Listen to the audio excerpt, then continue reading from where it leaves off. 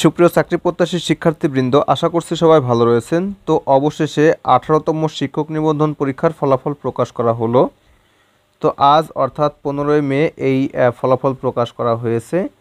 তো পরীক্ষাটি হয়েছিল 15ই মার্চ 2024 খ্রিস্টাব্দ এবং ফলাফল প্রকাশ করা হলো 15ই মে 2024 খ্রিস্টাব্দ।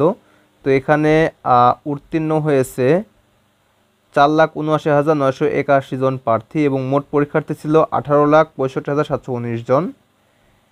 তো চলুন দেখে নেই কীভাবে এই রেজাল্টটা আপনারা আপনাদের মোবাইল ফোন দিয়ে দেখতে পারবেন।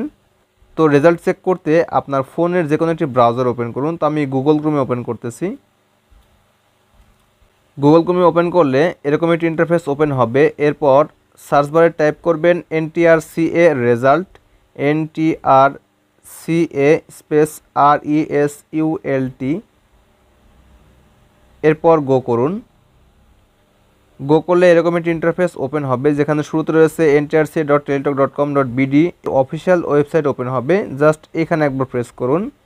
এখানে প্রেস করলে এরকম একটি ইন্টারফেস ওপেন হবে। এরপর আপনার রোল নাম্বার দিয়ে দিন। এরপর নিচ থেকে এক্সাম হচ্ছে 18th অর্থাৎ 18তম। এরপর জাস্ট নিচ থেকে এই সাবমিটে একবার প্রেস করুন। এই সাবমিটে প্রেস করলে আপনার রেজাল্ট শো হবে। সো আমি এখান থেকে সাবমিটে ক্লিক করলাম। সাবমিটে ক্লিক করলে আপনি যদি পাস করে থাকেন তাহলে এরকম একটি মেসেজ আসবে যেখানে লেখা রয়েছে কংগ্রাচুলেশনস পাস্ট দ্য প্রিলিমিনারি।